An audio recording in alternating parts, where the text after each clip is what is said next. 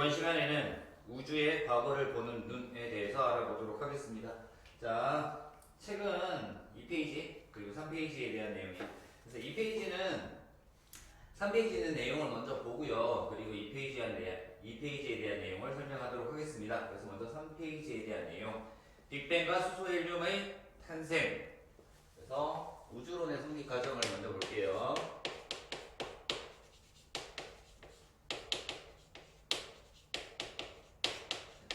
우주론의 성립 과정이 있는데요. 우주론은 처음에는 우주가 정지해 있다랑 팽창한다 두 가지로 나타납니다. 그래서 우주에서 정적 우주론과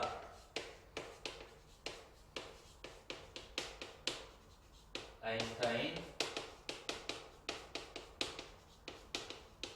그리고요 팽창 우주론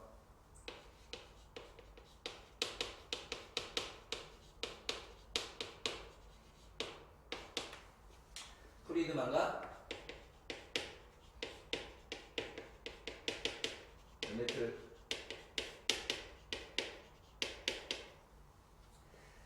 자, 정적 우주론은요 우주가 뭐하고 있다? 정지하고 있다라는 거예요. 우주가 정지하고 있다. 움직이지 않는다. 수축도 팽창도 하지 않는다. 그래서 변하지 않는 우주고요. 팽창 우주론은 우주는 수축 또는 팽창을 한다라고 얘기를 해요. 그래서 우주는 변한다. 그래서 팽창하고 있더라라고 하는 팽창 우주론이 서로 논쟁을 하게 됩니다. 자, 그래서 정지하고 있는 우주와 팽창하고 있는 우주가 이렇게 있는데 누군가가 증거를 얘기를 해야 돼. 누가 맞다라고 하는 결정적인 증거를 제시해야 됩니다. 그래서 팽창 우주론의 증거를 제시를 해요. 누가?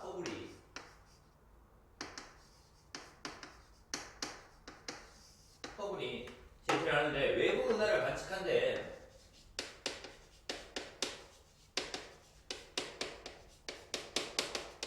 외부 은하를 관측했더니 얘네들이 계속해서 뭐한다? 멀어지고 있다라는 것을 알아낸단 말이야. 외부 은하를 관측해서 은하와 은하 사이의 거리는 계속해서 멀어지더라 라는 사실을 알아냅니다. 그래서 얘가 멀어진다는 얘기는 외부 은하끼리 멀어진다는 얘기는 뭐하고 있다? 팽창을 하고 있다라는 것이 되겠죠. 그래서 팽창 우주론의 증거를 제시하고요. 그리고 이 허블이 외부 은하를 관측하면서 알아낸 이론들을 법칙으로 정리를 해요. 자, 그러면 이제 팽창 우주론이 맞다라는 걸 알았잖아. 그러면 이 팽창 우주론이 맞는데 이 팽창 우주론을 지지하는 학자들 사이에서도 서로 둘로 나뉘어져. 그래서 정상 우주론과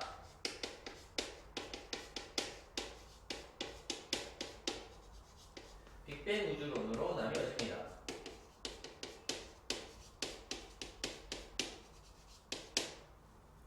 정상 우주론은 호일이라는 학자가 설명을 한 거고요. 빅뱅 우주론은 가모프라고 하는 학자가 설명을 해요. 자, 둘 다 우주가 팽창을 하고 있대.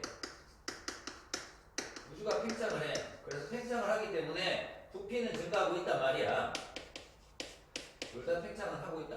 근데 정상 우주론이라고 하는 것은 우주가 팽창하는 동안 새로운 물질이 만들어진다라고 얘기를 해. 그래서 새로운 물질이 계속해서 만들어지더라 라는 거예요. 그래서 새로운 물질이 계속 만들어지니까 질량이 계속해서 증가한다 라는 거예요. 근데 빅뱅 우주론에서는 우주 초기에 기본 입자가 생성된 후에 더 이상 물질이 생성되지 않는다라고 얘기를 해. 그래서 질량은 일정하다. 더 이상 증가하지 않고 일정하다라고 얘기를 합니다. 자, 그러니까 부피가 증가하는데 질량도 같이 증가하니까 얘네들은 밀도가 얘는 일정한 상태고요. 얘는 밀도가 어떻게 돼요? 감소하게 되겠죠. 그리고요 온도도 얘는 일정한데 얘는 온도가 점점점 낮아지게 됩니다. 그래서 이 온도에 대한 것들 가지고 좀 더 자세하게 설명을 할 거야. 그래서 빅뱅 우주론에 대한 논쟁과 정상 우주론에 대한 논쟁이 이렇게 나타나. 자, 여기에서 이제 빅뱅 우주론에 대한 증거가 나오게 되는 거지. 그래서 정상 우주론이 틀리고 빅뱅 우주론이 맞다. 그러면 빅뱅 우주론에 대한 증거가 두 가지가 나오게 됩니다. 그래서 우주 배경 복사랑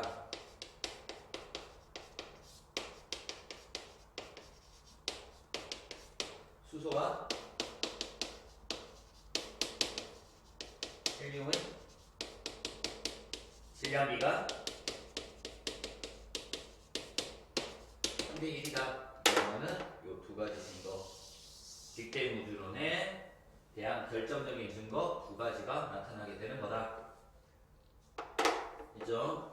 자, 그렇게 해서 이렇게 우주론의 성립 과정, 정적 우주론, 정지해 있는 우주와 팽창 우주론, 팽창하는 우주가 서로 대립을 하다가 허블이 외부 은하를 관측하면서 우주는 멀어지고 있다라고 하는 팽창 우주론에 대한 증거를 제시합니다. 그래서 팽창 우주론이 둘로 나뉘어지는데 누가?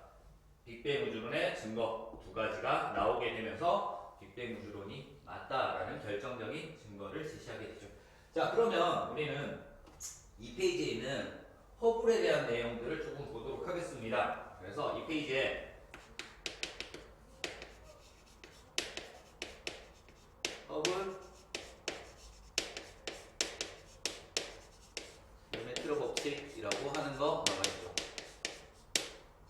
우리 중학교 3학년 때 거의 마지막 단원에서 별과 우주를 볼 때 풍선에다가 별딱지 붙여놓고 풍선을 크게 붑니다. 그죠?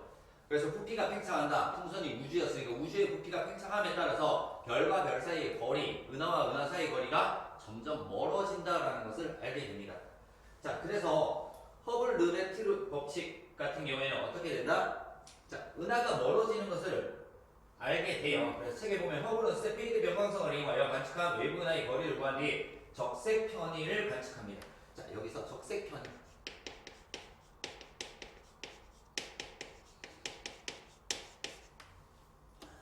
적색 편의 현상이 나타나요. 얘가 뭐냐면은 이따가 스펙트럼에서 다시 한번 할 거예요. 스펙트럼에서 할 건데 적색 편의 현상을 보고 얘네들이 어떤다? 멀어지고 있다라는 것을, 멀어진다라는 것을 알 수 있는 거예요. 이따가 스펙트럼에서 좀 더 정리를 할게요. 자, 그래서 멀어지고 있으니까 이거 가지고 뭘 구해? 후퇴 속도를 구했대.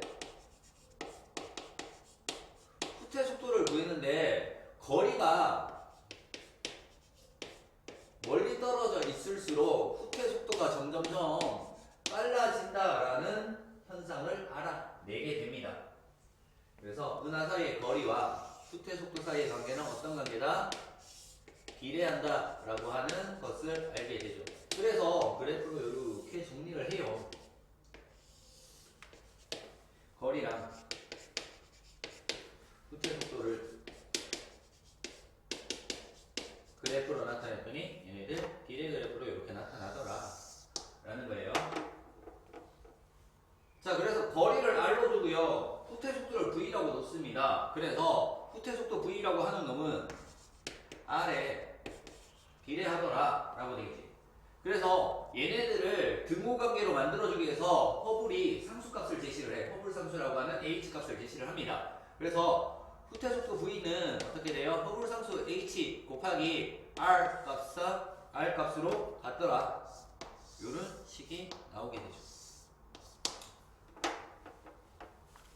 자, 그래서 이 기울기를 알아봤대요. 기울기를 알아봤더니 기울기라고 하는 것은 X축의 증가량분의 Y축의 증가량이잖아. 그래서 거리분의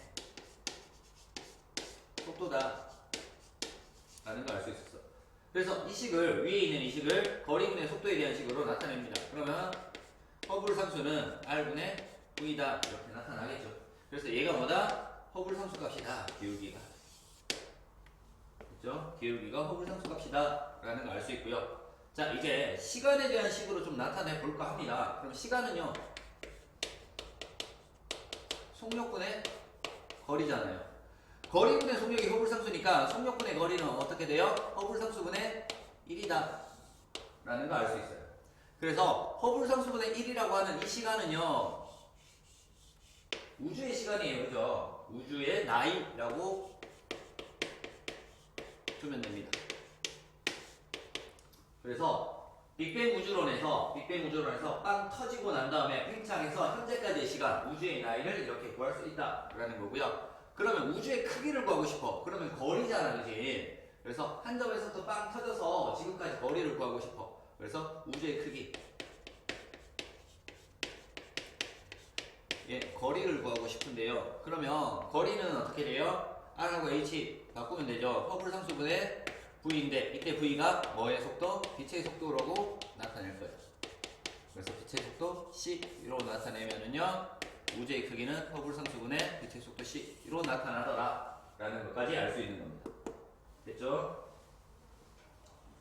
그래서 우리 중학교 3학년 때 배웠던 팽창한 우주에는 중심이 없다. 그리고 멀리 떨어진 은하일수록 더 빠르게 멀어진다 라는 것을 기준으로 해서 이런 형태의 식, 허블 법칙에 대한 식과 그리고 우주의 나이, 우주의 크기 구하는 식까지 유도를 한번 해봤습니다. 됐습니까? 자, 이런 식으로 봐주면 되고요. 자, 다음 넘어갈게요. 4페이지 내용을 보도록 하겠습니다. 4페이지 내용.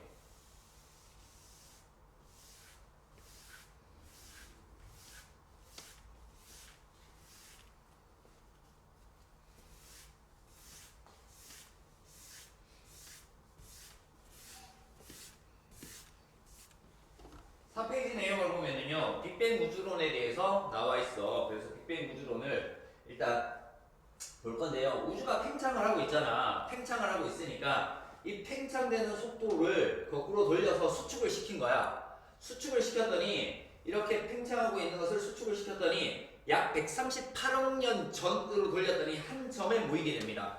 그래서 빅뱅 우주론에 대해서 볼 건데요.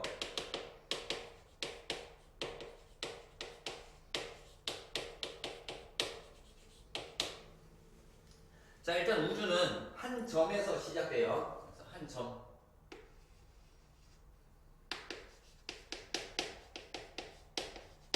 한 점에서 시작을 할 겁니다. 이 한 점이 언제라고? 지금으로서 약 138억 년 전에 한 점에 존재를 하더라. 이 점은요. 초고온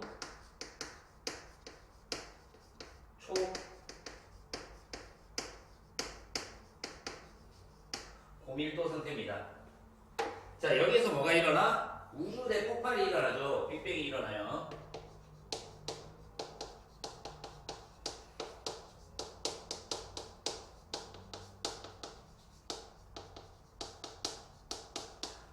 터졌단 말이야. 이 상점이 터지니까 순간적으로 엄청난 에너지가 빵 하면서 방출이 되기 때문에 초기 팽창 속도는 빨라. 그래서 팽창하는 속도가 엄청나게 빠릅니다. 이렇게 빠르게 나타나요. 빠르게 나타나다가 나중에는 서서히 팽창 속도가 줄어들면서 이런 형태로 팽창을 하고 있다라고 그림에 나와 있어요. 그쵸? 이렇게 나타나. 자, 그러면은 폭발하고 난 다음에 바로 얼마 시간이 지나지 않았었는데요. 자, 아까 했던 것들 몇 가지만 보고 넘어갈게요. 팽창을 해. 이렇게 우주 대폭발에서 팽창을 합니다. 팽창을 하게 되면은요. 뭐 한다 그랬니? 부피는 증가를 하는데 초기에 만들어진 기본 입자를 제외한 나머지 물질이 만들어지지 않기 때문에 질량은 일정하다. 그래서 밀도가 어떻게 된다고요? 감소한다라고 했고요. 그리고 온도도 낮아지더라라고 했습니다. 우리 온도에 대해서 몇 가지 보고 넘어갈게요. 온도가 낮아진대. 자, 온도가 낮아지면요, 입자의 속도가 느려져요. 그죠? 온도가 낮아지면요, 입자의 운동 속도가 느려져요. 입자의 운동 속도가 느려지는데, 자, 그러면 이 온도에 있어 같은 온도일 때는요, 온도가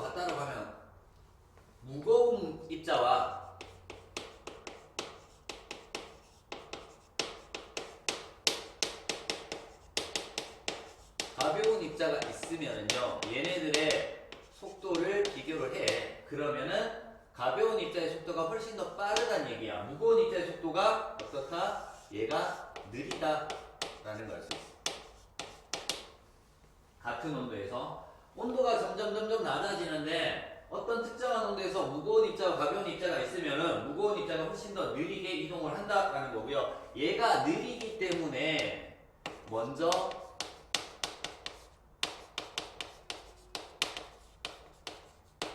결합을 할 수 있다라는 거 알고 지금부터 볼 거예요. 그래서 온도가 낮아짐으로 해서 무거운 입자들이 먼저 결합을 해서 새로운 입자, 좀 더 무거운 입자들이 만들어진다라는 거 알면 되겠습니다. 됐죠? 자, 그러면은요. 자, 초기에 시간은 뭐 10의 마이너스 35제곱초 이렇게 나와 있단 말이야. 그럼 그 전에 얘는 초고온, 초고밀도야. 엄청나게 온도가 높아요. 그래서 여기서는 물질과 에너지가 계속해서 변화되는 상태예요. 물질이 생기려고 하면 에너지로 변하고 에너지가 생기려면 물질로 변하고 이런 식으로 계속 변하기 때문에 물질이 만들어질 수 없는 상태입니다. 됐죠? 그리고 난 다음에 어느 정도 시간이 지났단 말이야. 시간이 지나니까 온도가 조금 낮아졌어요. 온도가 조금 낮아졌단 말이야. 어느 정도 시간이 지나서 팽창하기 때문에 온도가 조금 낮아졌어. 그랬더니 여기에서 뭐가 만들어져? 기본 입자들이 생성이 됩니다. 자, 여기서 기본 입자가 생성되는데요. 쿼크라는 놈들과 렙톤이라는 놈이 만들어져요. 쿼크도 6종류가 만들어지고요. 렙톤도 6종류가 만들어지는데 거의 초기에 다 소멸되고 남는 것들이 딱 이렇게 나와요. 쿼크는요, 위 쿼크랑 아래 쿼크 이렇게 나오고요. 렙톤은요, 뭐 전자 남아있다 이 정도만 보면 돼요. 자, 이때 전자의 전하량을 마이너스 1로 뒀을 때 위 쿼크의 전하량이 플러스 3분의 2로 나타나고요. 아래 쿼크의 전하량이 마이너스 3분의 1로 나타나더라 라는 거 알면 되고요. 그리고 이 쿼크가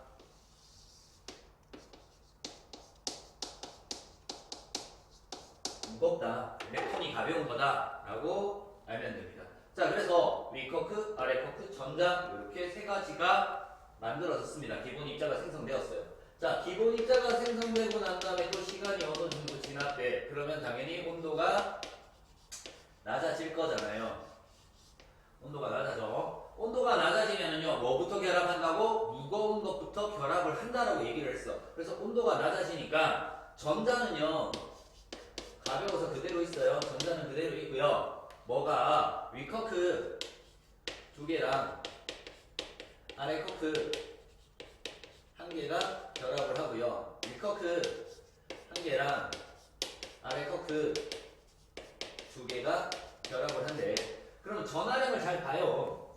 위 쿼크는 플러스 3분의 2였는데 얘 두 개랑 아래 쿼크는 마이너스 3분의 1이었는데 얘 하나랑 결합을 했대. 그러면 얘네들이 결합을 하면은요, 뭐가 나와요? 플러스 1이라고 하는 뭐가 나와? 양성자가 만들어질 겁니다.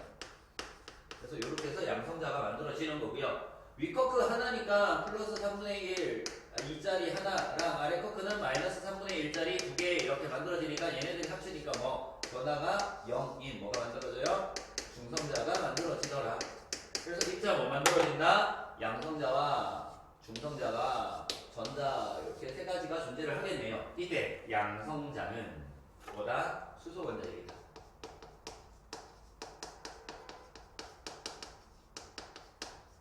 수소 원자핵을 양성자라고 얘기를 합니다. 자, 여기에서 뭘 볼 거냐? 양성자와 중성자가 있는데요. 양성자랑 중성자가 서로 변하고 있어요. 이렇게 변하고 있어요. 양성자가 중성자로 변하고요. 중성자도 양성자로 변하는데 양성자가 중성자로 변하려면은 에너지를 흡수해야지 변할 수 있다는 거예요. 중성자 에너지가 좀 더 많아요.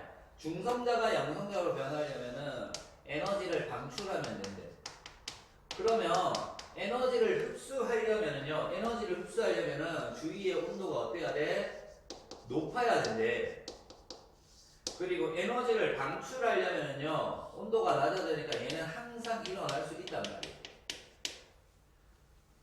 처음에 양성자와 중성자가 만들어졌을 때 온도는 높은 상태이기 때문에 양성자와 중성자의 수가 동일했어. 온도가 높을 때는 양성자가 중성자, 중성자로 양성자로 바뀌니까 초기에는요 양성자 수랑 중성자 수가 같았단 말이에요. 같았는데 시간이 지나면서 어떻게 돼요? 온도가 조금씩 낮아지니까 어떻게 돼? 양성자가 중성자로 변하지 못하고 중성자가 양성자로만 변하니까 시간이 지나서 어떻게 돼? 양성자 수가 중성자 수보다 점점점 많아지게 됩니다. 자, 이렇게 변하고 있는 상태예요. 많아지게 된다. 자, 많아지게 되는데요. 계속해서 온도가 낮아지고 있어요. 그죠? 온도는 계속 낮아지고 있습니다. 그래서 요 시점, 언제? 빅뱅 후. 약 3분 정도 지났을 때. 자, 이때 시간은 중요하니까 알아둬야 돼요. 뭐 우주의 온도가 10억 켈빈 정도 되었다라고 나오는데요. 10억 켈빈 정도 되는 온도다라고 하는데 온도는 크게 중요한 건 아닙니다. 가끔 나오긴 하는데 이때 봤더니 어떻게 되냐면 이때 양성자 수랑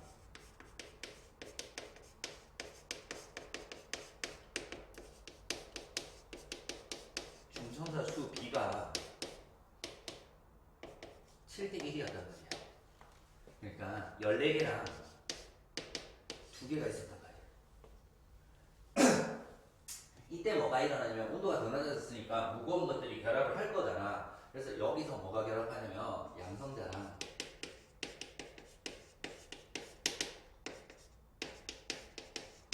중성자가 결합을 해서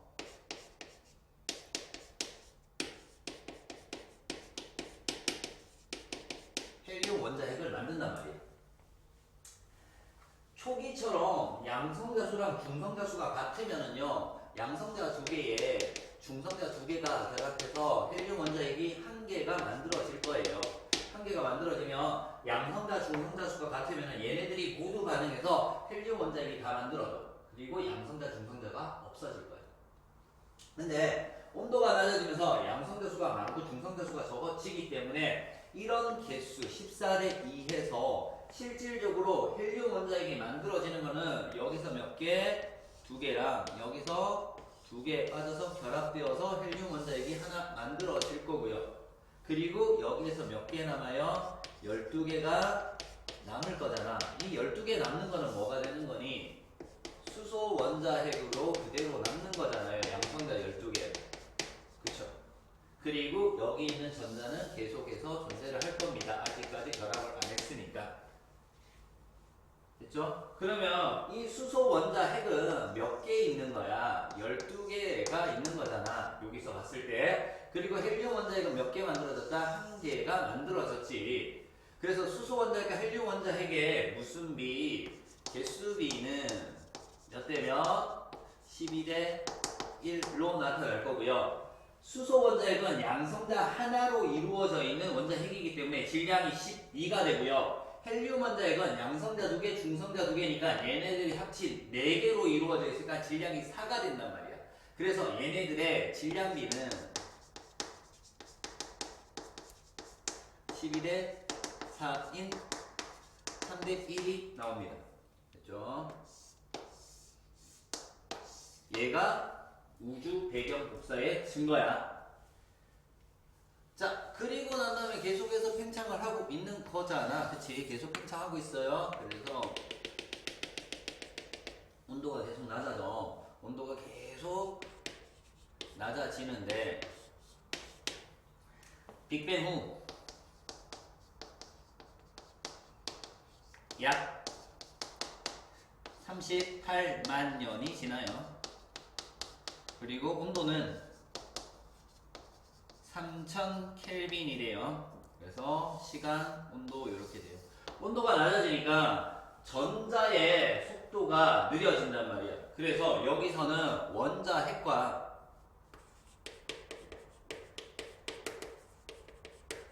전자가 결합을 해서 중성 원자가 만들어져. 그래서 수소랑 헬륨 원자가 만들어집니다. 자, 그럼 이 시기를 기준으로 이 전 시기는요. 이 전 시기는 양성자, 중성자인 양성자, 중성자가 결합해서 원자핵, 헬륨 원자핵 만들어지고 양성자로만 있는 수소 원자핵 그리고 마이너스 전하를 띤 전자가 있단 말이야. 그래서 전하를 띤 입자가 존재하는 상태인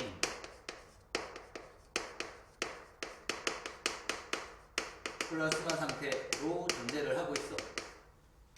플라스마 상태로 존재를 하고 있는데 얘네들이 워낙 활발하게 이동을 하고 있기 때문에 빛이 통과할 수 없어요. 빛이 통과할 수 없어. 그래서 불투명한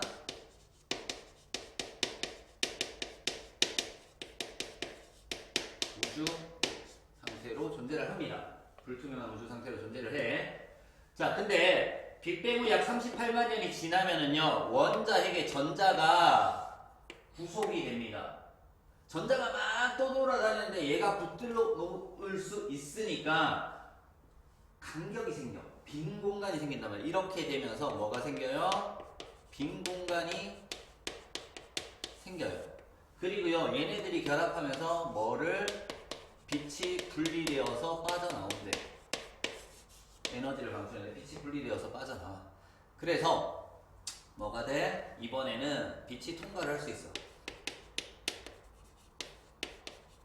빛이 통과할 수 있습니다. 그래서 투명한 우주가 된단 말이야.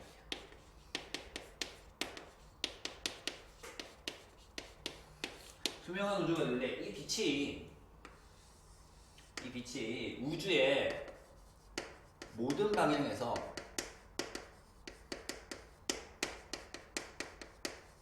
같은 크기로 발생을 한단 말이야. 그래서 이 빛을 뭐라고 한다? 우주 배경 복사라고 얘기를 해요. 그래서 질량비가 3대 1이다 라는 것과 우주 배경 복사 이 두 개가 빅뱅 우주론의 결정적인 증거가 되는 거죠. 증거가 되는 겁니다. 왜 얘네들이 나타난다고요? 당연하잖아. 팽창하면서 온도가 낮아져야지만 이러한 현상들이 나타난단 말이야. 지금 계속 온도가 낮아져서 결합하고 온도가 낮아져서 결합하고 이런 것들 했잖아. 그치? 그래서 온도가 낮아져야지만 이렇게 나타나는 겁니다. 그래서 정상 우주론에서는 새로운 물질이 만들어지면서 온도가 일정하기 때문에 이러한 현상들이 절대로 나타날 수 없는 거고요. 빅뱅 우주론은 초기에 기본 입자가 생성되고 난 다음에 더 이상 생성되는 물질이 없기 때문에 우주가 팽창하면서 온도가 낮아질 수 있기 때문에 질량비, 수소와 헬륨의 질량비가 3대 1이다. 우주 배경 복사가 나타난다. 라는 것들 전부 다 빅뱅 우주론의 이론으로 설명할 수 있다. 라는 내용입니다. 됐습니까? 여기까지?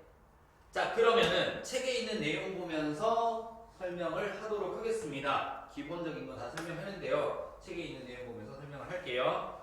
자, 첫 번째, 약 137억 년 전 나와요. 4페이지 그림 바로 밑에 있는 내용 봅니다. 자, 초고온 초밀도 상태에서 물질이 존재하지 않았다. 물질과 에너지가 온도가 너무 높기 때문에 반복적으로 일어나기 때문에 물질이 존재하지 않았다. 자, 그리고 어느 정도 지나서 뭐가 생겼다? 기본 입자가 생성되었다. 쿼크랑 렙톤, 전자라고 하는 기본 입자가 만들어졌다. 초기에는 6종류씩 만들어졌지만 만들어지자마자 소멸되고 윗쿼크, 아래 쿼크, 그리고 전자 이렇게 세 가지만 알면 돼요. 이런 것들이 만들어졌다. 이때 쿼크가 무거운 입자다 라고 알면 되고요. 자, 그리고 조금 더 지나서 어떻게 된다고? 온도가 좀 더 낮아지니까 무거운 입자들이 먼저 결합을 해요. 쿼크들이 결합을 하는데 서로 다른 종류의 3개의 쿼크, 윗쿼크 2개, 아래 쿼크 하나, 윗쿼크 하나, 아래 쿼크 2개 형태의 3개의 쿼크가 결합을 함으로 해서 양성자, 중성자가 만들어지더라. 아직까지 전자는 그대로 존재를 하는 상태입니다.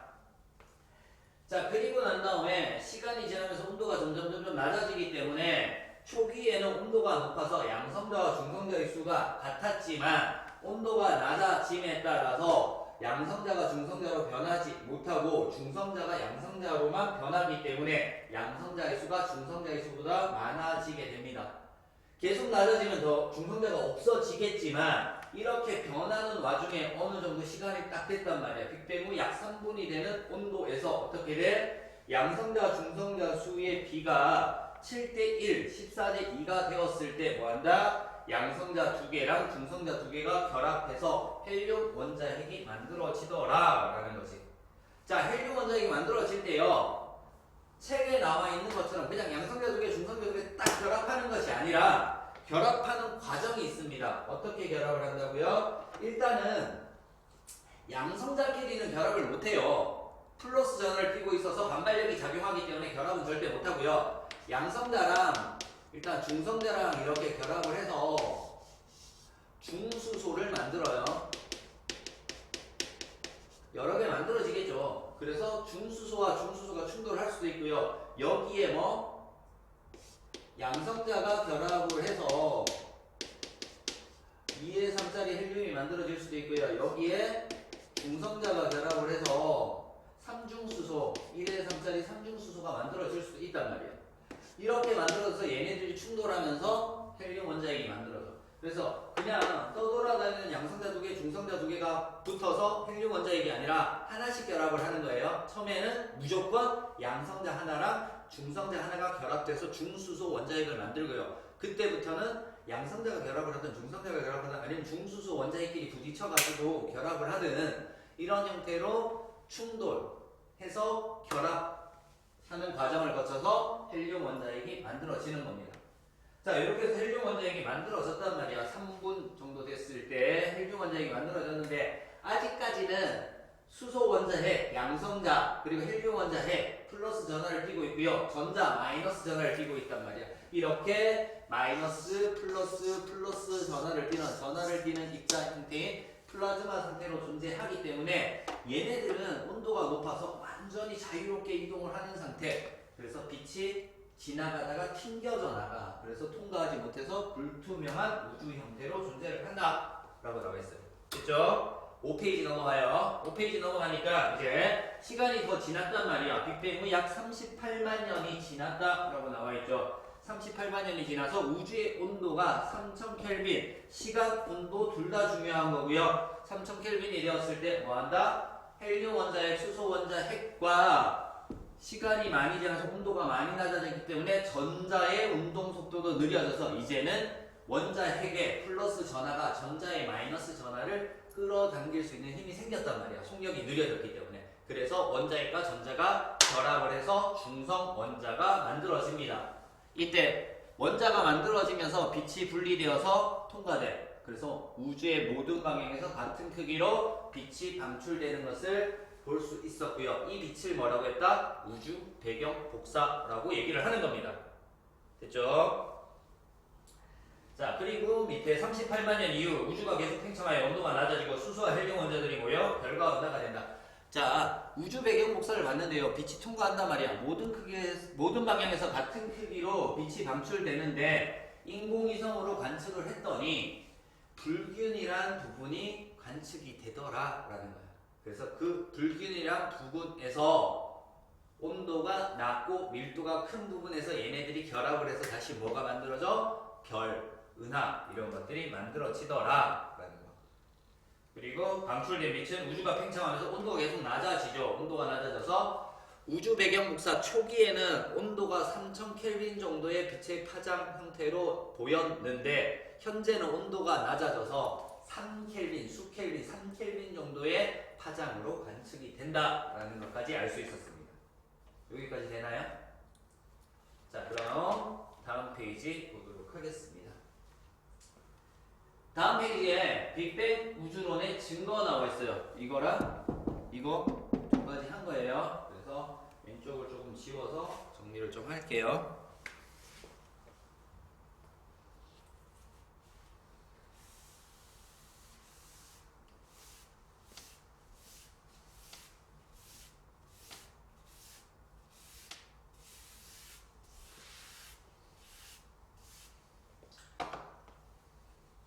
자, 빅뱅 우주론의 증거 첫 번째 증거가 우주에서 수소와 헬륨의 질량비라고 나와 있단 말이야. 그래서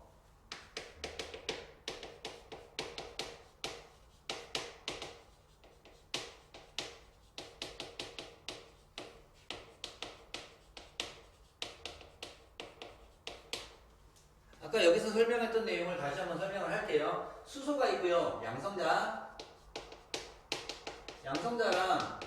중성자가 있었단 말이야. 1대1의 개수비로 있었지. 처음에 온도가 높으니까. 그래서 얘가 8개 있었다라고 가정을 할게요. 그래서 시간이 지나서 온도가 점점점 낮아지니까 양성자가 중성자로 변하지 못하고 중성자만 양성자로 변하니까 양성자의 수가 14개, 중성자의 수가 2개인 온도까지 떨어졌단 말이에요. 그렇죠? 여기에서 뭘 했다? 양성자 2개와 중성자 2개가 결합을 하는 거지. 이 중에서 여기 있는 양성자 2개랑 여기 있는 중성자 2개가 뭐 한다? 결합을 해서 뭘 만들어내? 헬륨 원자핵을 만들었고요. 몇 개? 1개. 그러면은 중성자를 모두 사용한 거잖아. 더 이상 중성자가 안 남아. 그리고 여기에서 2개 사용하고 12개가 남은 거잖아. 이 12개가 남은 게 뭐다? 수소 원자핵이 되는 거죠. 양성자니까. 그래서 수소 원자핵과 헬륨 원자핵의 개수비는요. 몇 개? 12개 대 1개 이렇게 되는 거고요. 얘는 양성자 하나로만 있으니까 질량비는 어떻게 된다고 했다? 얘는 12개고요. 얘는 1 곱하기 4 이렇게 되는 거죠. 그래서 4가 되는 거야. 그래서 질량비가 얼마 나와? 3대 1이다. 자, 이때 만들어진 질량비가 3대 1이라는 얘기야. 이때 만들어진 질량비가 3대 1이라는 얘기입니다. 그리고 가모프가 설명을 하죠. 자, 이때 이렇게 만들어지고 난 다음에 계속해서 온도가 낮아지고 중성자는 더 이상 존재하지 않기 때문에 현재까지도 뭐다? 얘네들의 질량비가 3대 1로 일정하게 유지될 것이다 라고 예측을 한 거야. 이렇게 예측을 했단 말이야. 그래서 측정을 하죠. 예측한 것을 측정을 합니다. 그래서 어떻게 측정을 하느냐? 측정을 하는데요. 선 스펙트럼을 가지고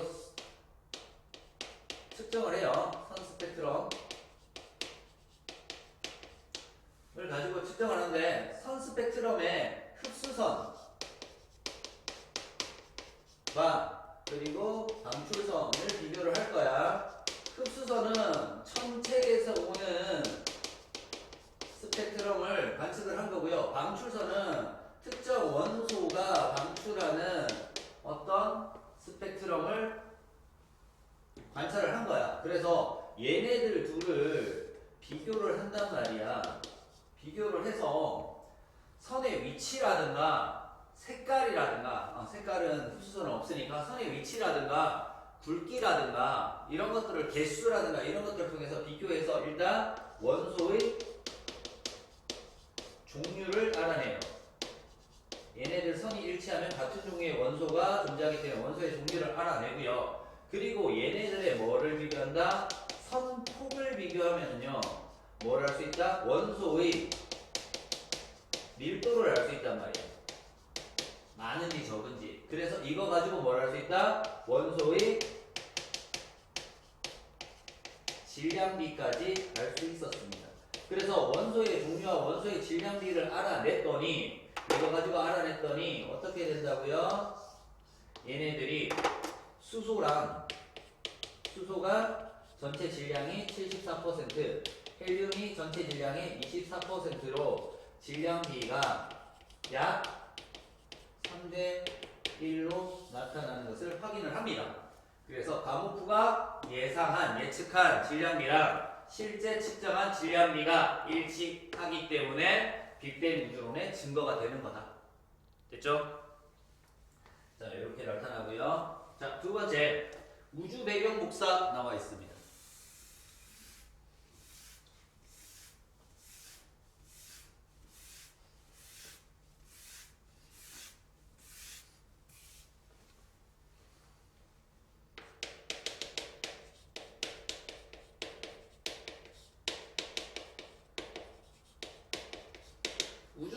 배경 복사도 빅뱅 우주론의 증거인데요. 우주 배경 복사 언제? 우주가 계속 팽창하다가 온도가 낮아졌잖아요. 그죠? 그래서 우주가 팽창하면서 온도가 계속해서 낮아집니다. 그래서 언제? 약 빅뱅 후 약 38만 년이 지나고 난 다음에 우주의 온도가 3000켈빈이 되었을 때 뭐가 만들어졌다고요? 중성 원자가 만들어진 거지. 중성 원자가 만들어지면서 뭐가? 빛이 통과가 된다. 투명한 우주가 만들어지더라. 이때 이 빛이 우주 전역에서 거의 같은 크기로 방출이 되더라 라는 거지. 그래서 우주의 모든 방향에서 같은 세기로 방출이 된다는 거예요. 근데 방출되는 것을 뭐라고 한다? 우주 배경 복사라고 얘기를 했단 말이에요. 이 빛을 우주 배경 복사라고 얘기를 했고요.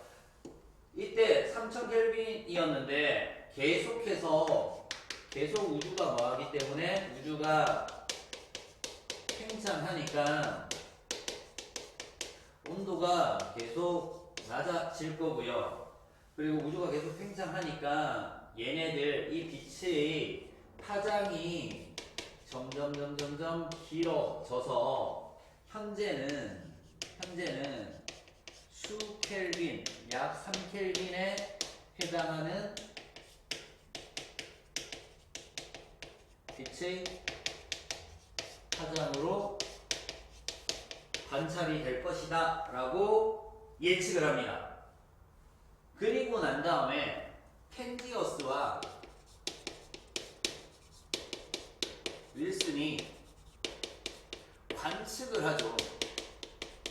우주 배경 복사를 관측을 해요. 그래서 얼마 정도 되는 약 3켈빈의 흑체에서 검은색 물체예요. 흡수한 에너지를 모두 방출할 수 있는 온도가 3켈빈 마이너스 270도에서 흑체에서 방출되는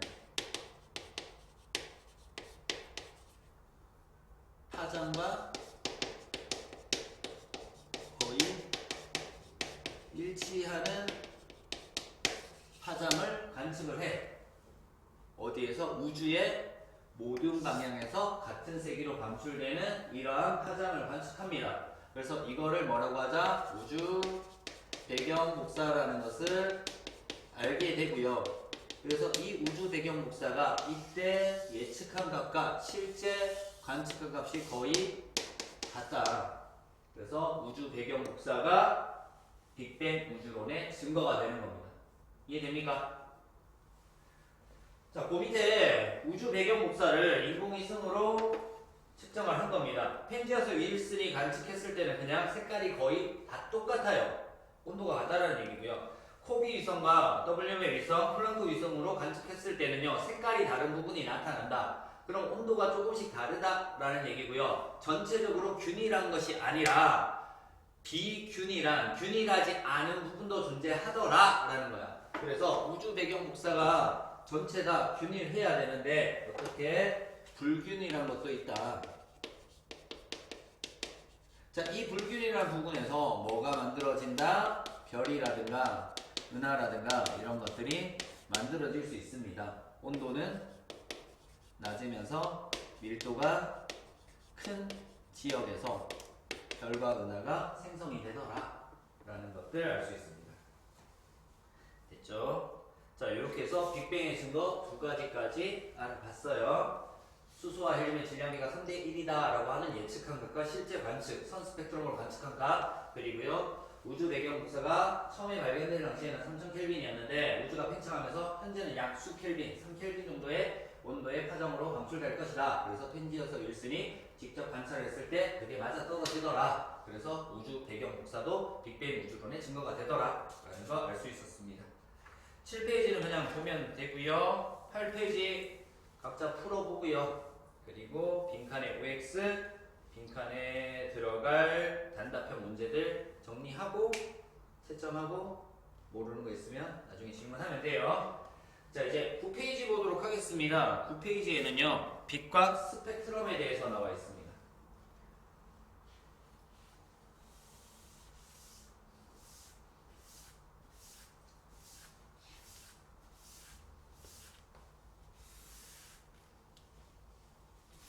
우리 스펙트럼은요. 중학교 2학년 때 불꽃 반응과 스펙트럼 하면서 배웠던 내용이죠. 그래서 지금부터 다시 한번 정리를 할게요. 자, 첫 번째 나오는 것이 빛의 영역에 대해서 나오는데요. 빛이 파장을 가지고 있어요. 그래서 우리는 이 빛에 대한 것 중에서 몇 개만 보면 돼요. 뭘 볼 거냐? 일단 우리 눈으로 볼 수 있는 빛이 있어요. 가시광선이라는 것이 있어요. 우리 눈으로 볼 수 있는 빛, 가시광선이 있는데요. 가시광선은요, 파장이 짧은 쪽과 긴 쪽이 있는데 이쪽을 파장이 긴 쪽으로 둘게요. 파장이 긴 쪽과 파장이 짧은 쪽이라고 둘 거고요. 그래서 파장이 긴 쪽이 빨간색 쪽이에요. 빨주, 노초, 하남보 이렇게 둘게요. 그래서 이렇게 빨간색부터 보라색까지 우리 눈으로 확인할 수 있는 빛의 파장의 영역을 가시광선이라고 얘기를 합니다. 그리고요, 빨간색 바깥쪽에 있다고 무슨 선이라고 한다? 적외선이라고 얘기를 하고요. 보라색 바깥쪽에 있는 광선이라고 해서 자외선이라고 얘기를 해요. 요거 보는 거예요. 자, 그러면 우리 중학교 1학년 때 봤던 파동을 좀 그려서 설명을 할게요.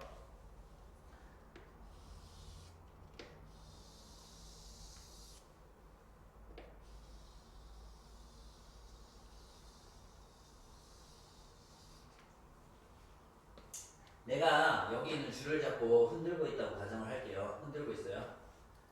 흔들고 있는데 내가 밥 먹고 와가지고 에너지가 넘쳐. 그래서 에너지가 쓸 데가 없어가지고 이 줄을 갖고 힘차게 흔들어. 힘차게 흔들어. 그러면 지금 흔들고 있는 것보다 힘차게 흔들면 에너지가 크다라는 얘기야, 그치? 힘차게 흔들면 에너지가 크기 때문에 힘차게 흔들면 얘가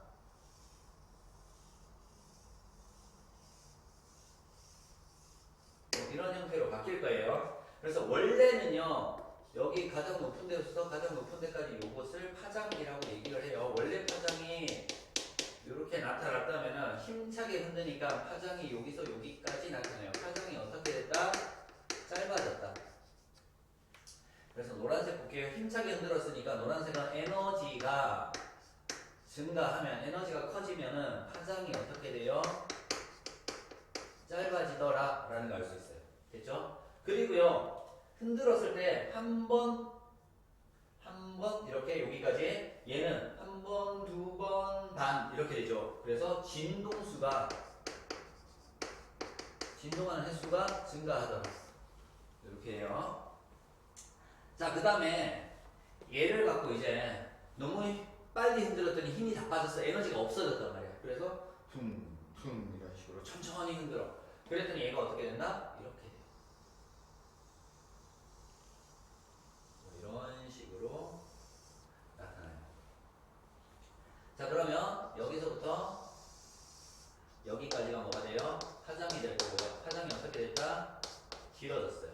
그래서 에너지가 작아지면 파장이 길어지고요. 그리고 진동수는 작아진다라는 거 알 수 있습니다. 그렇죠? 그래서 에너지에 따라서 파장이 달라진다라는 거 볼 수 있었습니다.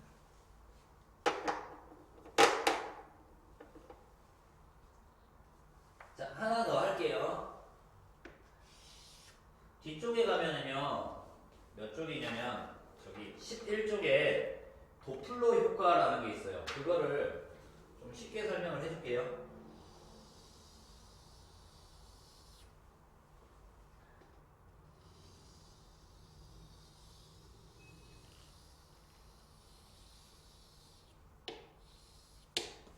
내가 여기서 줄을 잡고 이렇게 흔들고 있는데 똑같은 힘으로 흔들면서 앞으로 갈 거야.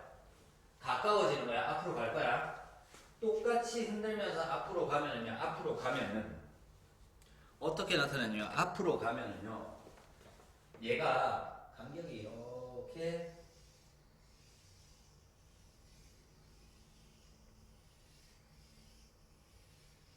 짧아지면서 이렇게 나타날 겁니다. 그래서 얘는 가까워지는 거잖아요. 그죠? 가까워지면요. 얘와 얘 사이 간격이 어떻게 돼요? 파장이 짧아진다. 라는 걸 알 수 있어. 그럼 파장이 짧아지는 것은 파란색 쪽이잖아. 그치? 그래서 이것을 빛에서는 청색 편이 현상이라고 얘기를 하는 거예요. 이해돼요? 자, 이번에는요, 뭘 할 거냐. 얘를 잡고 뒤로 가다 멀어질 거야. 멀어지니까 얘가 어떻게 나타나냐면은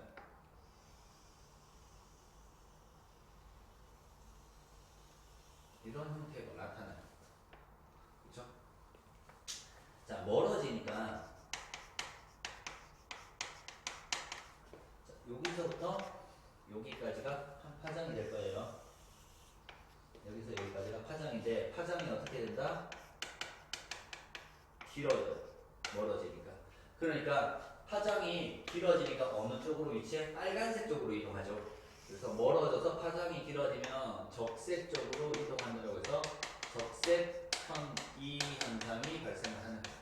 자, 우리 이 단원 처음 시작할 때 뭐 했어? 허블이 외부 은하를 관측했다라고 얘기했잖아. 그때 뭘 봤다? 적색 편이 현상을 봤다라고 얘기를 했단 말이야. 이거야. 적색 편이 현상. 멀어지기 때문에 파장이 길어져서 적색적으로 이동하는 현상을 적색 편이 현상이라고 얘기를 해. 그래서 11쪽에 나오는 도플러 효과를 보고 다시 9쪽으로 넘어갈게요. 11쪽에 도플러 효과 나와 있어요. 자, 내용이 소리나 빛을 내는 물체가 관측자에서 멀어지거나 가까워지게 되면은 파장이나 진동수가 실제보다 커지거나 작아집니다. 자, 파장은 짧아져요. 그럼 진동수는 커지는 거죠. 그래서 높은 소리가 나요.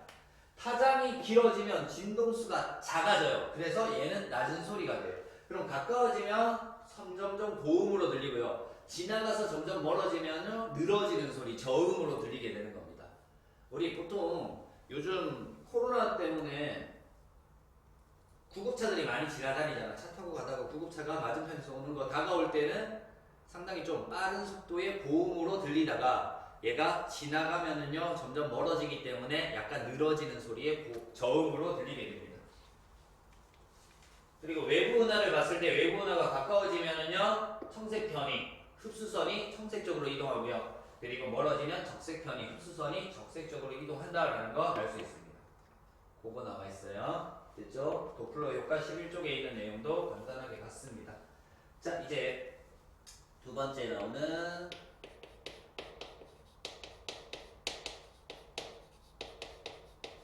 스펙트럼을 볼 거예요. 스펙트럼은 빛을 분광기에 통과시킬 겁니다. 자, 프리즘이라는 분광기가 있는데 여기에 빛을 통과시킬 겁니다. 네, 광원이라고 들 거고요. 고온의 물체가 직접 내보내는 광원이라고 보면 돼요. 빛을 통과시키면은요, 빛의 파장에 따라서 굴절되는 정도가 달라요. 그래서 빨간색은 이렇게 굴절이 되고 이렇게 굴절이 돼요. 그리고 노란색은요, 요거보다 조금 더 이렇게 굴절이 될 거예요. 그리고 파란색은 얘보다 좀 더 많이 굴절이 될 겁니다. 그래서 여기에 뭐가 나타나요? 어떤 색의 띠가 나타나겠죠. 이 색의 띠를 스펙트럼이라고 하는 거예요. 자, 그러면 빨간색은 파장이 길면 굴절율이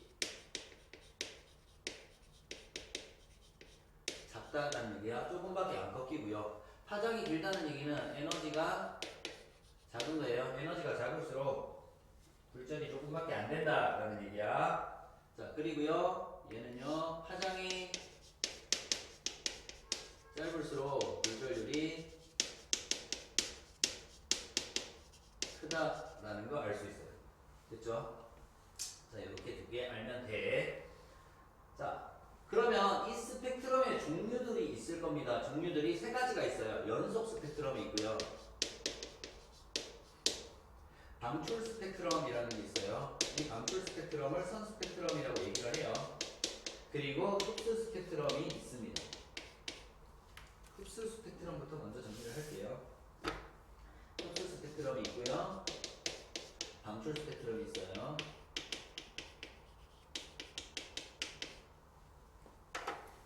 자, 연속 스펙트럼은요, 고온의 물체예요.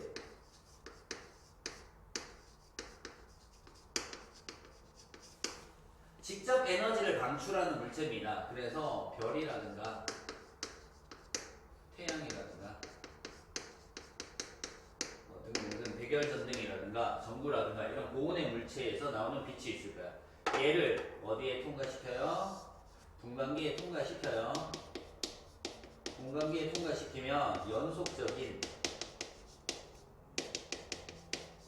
색의 띠가 나타납니다. 빨간색부터 보라색까지 끊이지 않고 연속적인 색의 띠가 나타나. 이때 얘를 연속 스펙트럼이라고 얘기를 해.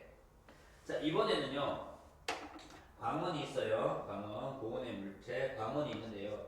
광원을 그냥 통과시키면 연속 스펙트럼이 나타날 거예요. 근데 이 사이에 뭘 둘 거냐? 저온의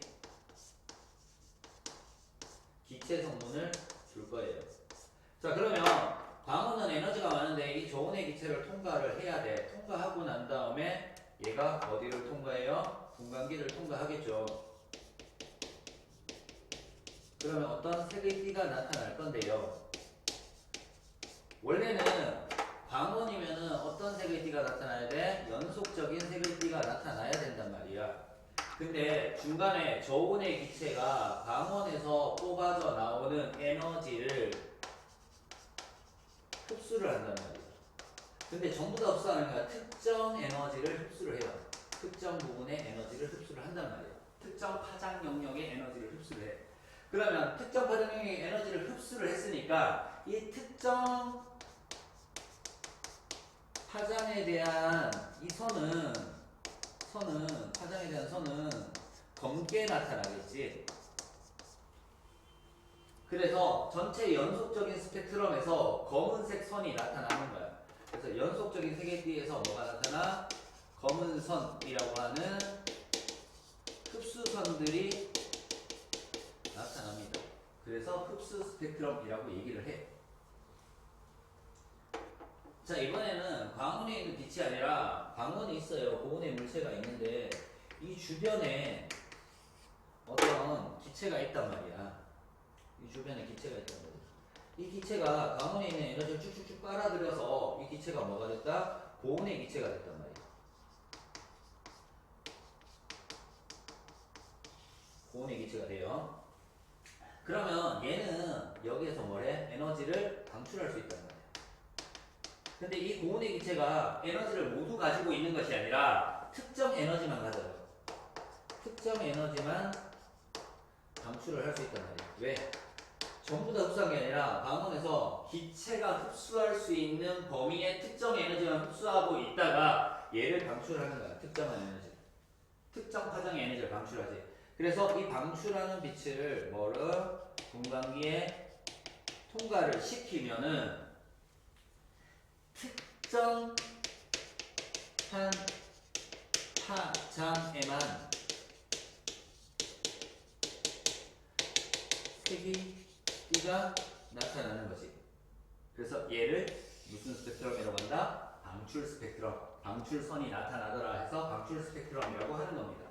이해돼요? 자, 그러면 여기에서 이 저온의 기체랑 이 고온의 기체가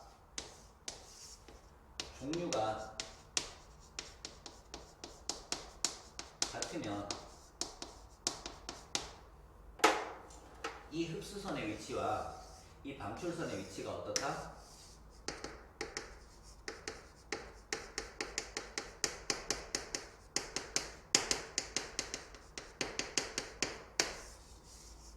똑같이 나타납니다. 그래서 우리가 천체를 관측했을 때 천체 그러니까 별이라든가 태양을 관측했을 때 지구에서 관측했을 때 태양이나 별 사이, 지구 사이에 어떤 기체들이 있을 거야. 우주에는 수소와 헬륨 같은 기체들이 있을 거고요. 각각의 별이나 태양에 대기 성분들이 있을 겁니다. 그 대기 성분들이 태양이나 별에서 방출되는 빛 에너지, 특정한 에너지를 흡수하고 남은 에너지만 나오기 때문에 흡수선이 나타날 거고요.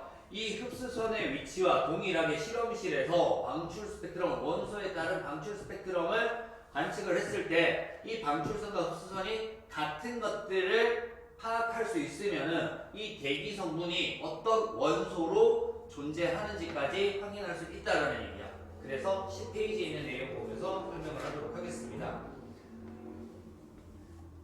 자, 태양 자체는요, 광원인데요. 우리가 태양의 스펙트럼을 분석을 했대요.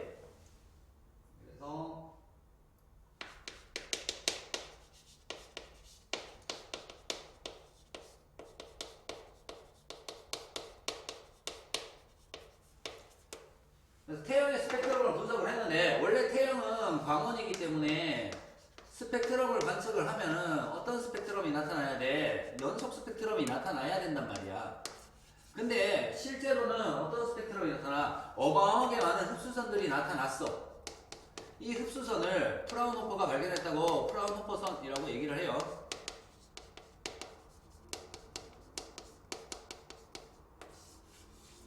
그래서 이 흡수선을 분석을 한 거야. 그래서 실험실에서 어떤 특정 원소들의 방출선과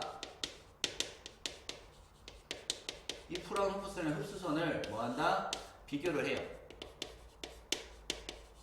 비교를 해서 같이 있으면 그 원소가 들어있기 때문에 뭐를 알아낸다? 태양의 대기 성분을 알아내게 됩니다. 그래서 이 대기 성분이 수소, 헬륨, 나트륨 같은 것들이 들어있더라 라고 하는 것을 알아내게 돼요. 스펙트럼을 가지고. 자, 그러면 이러한 스펙트럼이 왜 나타나는가를 볼 겁니다. 왜 나타나는가를 볼 거예요. 자, 3강을 보면은요, 보호의 원자 모형에 대해서 좀 자세하게 설명을 해놓은 게 있어요. 근데 1강이니까 자, 보어가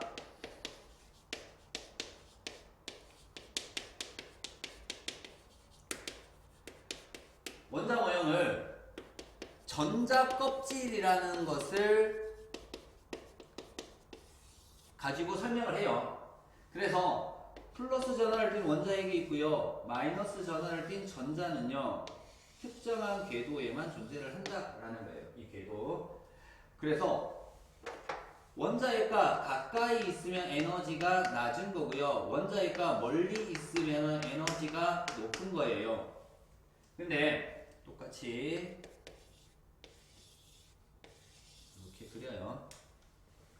그러면 여기 있던 전자, 가까이 있던 전자, 에너지 낮은 전자가 이렇게 위로 올라갈 수도 있고요. 여기 바깥쪽에 있던 전자가 아래로 이렇게 내려올 수 있고요. 전자 껍질과 전자 껍질 사이는 존재하지 못해요, 전자가. 그래서 이렇게 이동할 수 있는데 특정 에너지에서 특정 에너지로만 이동할 수 있단 말이야. 근데 얘가 가까이 있다가 멀리 가면은요, 뭐 해야 돼? 에너지를 흡수해야 된단 말이야. 이 에너지와 이 에너지 차이만큼 흡수를 해. 그러면은 광원에서 어떤 에너지가 오다가 요만큼의 에너지만 흡수되니까 어떤 스펙트럼이 나타나요? 흡수 스펙트럼으로 나타나는 거야. 검은색 선이 나타나. 여기 흡수된 에너지만큼 안 보여. 검게 보여. 그래서 검은색 선이 나타나는 거고요. 그러면 얘는요, 에너지가 많은 상태에 떨어지니까 떨어지면서 뭐를 해요? 에너지를 방출해요. 그래서 이 방출되는 에너지에 의해서 어떤 스펙트럼이 나타난다? 방출 스펙트럼이 나타난단 말이야. 이때 얘랑 원소가 같으면은요, 이 흡수선과 이 방출선의 위치가 어떻다? 같다라고 하는 겁니다. 그래서 나타나는 이유는 이렇게 될 거고요. 자, 그 다음 같이 보기 나와 있어요. 같이 보기 밑에. 자, 백열등이 있고요. 햇빛이 있고요. 그리고 수소, 헬륨, 네온, 나트륨, 칼슘 이런 것들이 있어요. 자, 백열등을 봤더니 지금 뭐다? 연속 스펙트럼으로 나타나 있어요. 그리고 햇빛은요, 연속 스펙트럼에서 부분 검은 선은 흡수선이 나타나 있죠.